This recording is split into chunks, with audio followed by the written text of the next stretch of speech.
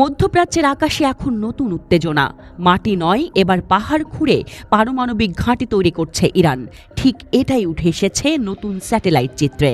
Natanz পারমাণবিক স্থাপনার দক্ষিণে মাউন্ট কোলাং গ্যাজলা পর্বত শ্রেণীর নিচে তৈরি হচ্ছে দুটি বিশাল ভূগর্ভস্থ টানেল।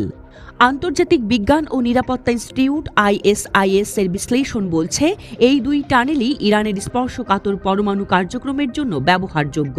একটি 2007 সালের পুরনো টানেল, যার সম্প্রসারণ ও আধুনিকায়ন শুরু হয়েছে 2023 সালে। অপরটি একেবারে নতুনভাবে খোঁড়া হয়েছে এবং এটি এই বছরেই কার্যক্রম শুরু করতে পারে।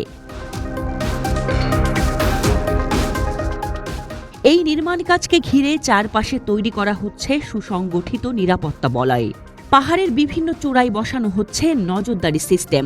ভেতরে চলছে কংক্রিট প্যানেলিং এবং প্রবেশপথগুলোকে এমনভাবে সুরক্ষিত করা হয়েছে যেন বাইরের কোনো হামলায় ক্ষতি না হয়। মার্কিন গোয়েন্দা সূত্রের দাবি, এই ধরনের গভীর নিরাপত্তা বলয় ও সুসংগঠিত কাঠামো ইঙ্গিত দেয় যে ইরান হয়তো নতুন সমৃদ্ধ ইউরেনিয়াম, সেন্ট্রিফিউজ কিংবা গোপন প্রযুক্তি এখানে স্থানান্তর করতে পারে। অন্যদিকে IAEA এর প্রধান রাফায়েল গ্রোসি জানিয়েছেন, ইরান সীমিত পর্যায়ে আবারও নজরদারির অনুমতি দিয়েছে। কারাজ ও অন্যান্য পারমাণবিক স্থানে নজরদারি তথ্য হারিয়ে যাওয়ায় বর্তমানে অনেক তথ্য অজানা। ইসরায়েল ও যুক্তরাষ্ট্রের উচ্চ পর্যায়ের কর্মকর্তারা ইতোমধ্যেই সতর্ক করে বলেছেন, যদি কূটনীতি ব্যর্থ হয় তবে সামরিক বিকল্প খোলা রয়েছে। প্রেসিডেন্ট ট্রাম্প আরও এক ধাপ এগিয়ে বলেন, ইরান বাঁচতে পারে মৃত্যুহীনভাবে, তবে সময় শেষ হয়ে আসছে।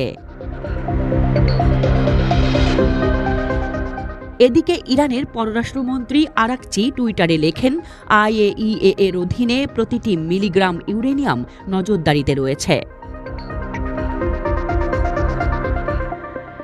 তবে বিশেষজ্ঞদের মতে, এখন ইরান যদি সমৃদ্ধ ইউরেনিয়াম, সেন্ট্রিফিউজ বা পরমাণু গবেষণার যন্ত্রপাতি টানেল ফ্যাসিলিটিতে স্থানান্তর করে এবং তা IAEA কে না জানানো হয়, তবে তা হবে মারাত্মক চুক্তি লঙ্ঘন এবং মার্কিন ইরান আলোচনায় মারাত্মক প্রভাব ফেলবে।